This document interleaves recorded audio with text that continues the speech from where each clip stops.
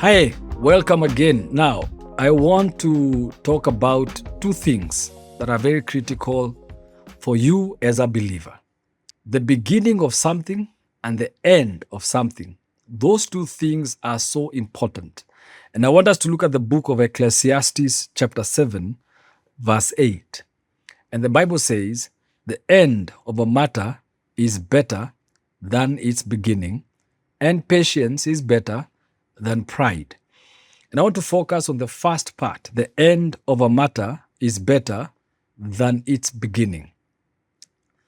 Now, let me begin by talking about beginnings, the beginning of stuff, the beginning of things. We address God as the God of new beginnings. We talk about Him as a God who began. In Genesis chapter 1 and verse 1, He created the universe as we know it. He built it, He created it from scratch as we know it. He is a God of new beginnings. But He's also the God who finishes things, the God who brings things to end, the God, the finisher of our faith, author and finisher of our faith. And I want to encourage you today as a friend and as a believer. And I want to encourage you by beginning to ask a question that you can ask yourself. Are you good at starting things? And are you also good at finishing what you start? Many people are very good with starting things, okay? And they will come and they will start something and they will tell you about ideas that they have and they will share with you. And they will tell you, I have this dream, I have this vision, I have this idea that I want to do 1, 2, 3. And they will share with you, and then they will tell you, I trust God that this idea will come to be.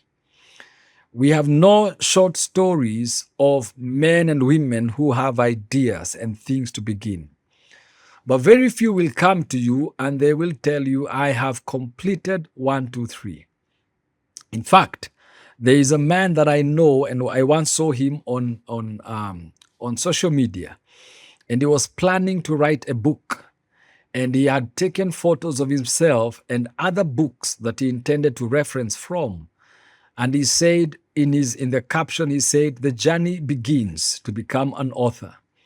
That was over 10 years ago, and I can tell you to this day, he has never published the book. It is so easy to say, I want to start, and sometimes it's even easy to start something. There are also people that I know who say, I want to lose weight this year, and they even go and they join a gym and they begin to do exercises. But 2 months down the road, they have given up on the journey altogether, and they are no longer in that path. It is so easy to begin. Anyone can begin anything. I have had people who have said, I'm going to begin a business. I'm going to start doing 1, 2, 3. And eventually, 2 or 3 months down the road, they have walked away from that business and they are no longer doing it. It is so easy to begin and to start something. I have also had people who want to start relationships, and people have said, I'm going to start a relationship. And they have gotten into a relationship, but that relationship does not stay for a year or even 2. It is so easy to begin. And sometimes it is so difficult to begin, especially when we are talking about businesses, because every time we have all kinds of excuses or all kinds of reasons why I will not start this business. Many of us want to start things, but we are bound or stuck to the past. Fear cripples us from moving forward. We are thinking too much of all the things that could go wrong. What if I started this and it did not work? What if I stepped into it and it failed? What if I began this journey only to realize that there was a cliff just ahead? And many times fear keeps us from beginning things. So those are two kinds of people that I'm talking to you about. There are those who begin things, those who start, but they never see what they start to completion. Then there are those who are afraid to start anything. They are afraid of failure. They are afraid of the uncertainty that starting brings. They want stability and they want comfort. They want the status quo. They want what they know, what they are familiar with, and so they are unable to start. And they are crippled by their fear. They are crippled by these things. And then we have the category that knows how to start and to keep the momentum going. These ones, they start and they keep things going. They are masters at starting and finishing what they start. And that is a category of people that I want you to be in, because that is who God reflects. As believers of Jesus Christ, we are made and created to reflect on God. God does not start things that he does not finish, and he neither starts things that he has no intention of finishing. Whatever he begins, he has seen the end from the beginning. Before he created the universe, he already knew how it would end before he even created it. And so as a believer of Jesus Christ, you must learn how to begin. And not just begin, but you must learn how to build the momentum, to keep going. And you must also learn how to finish what needs to be finished. Many of us today are in that season of starting. And many of us and many of you today are in the season where you're in the middle. But then the question is, do you have the staying power to see what you have begun come to an end? To see the journey that you have begun come to a completion. Many Christians and many believers today do not know how to maintain the power, the staying power. They do not know how to turn to God and ask God to continue to strengthen them. They do not know how to look at God and say, Lord, I want to be like you. I want to be a beginner and I also want to finish. There are also different types of finishing. You finish what you start. You complete the task that you have.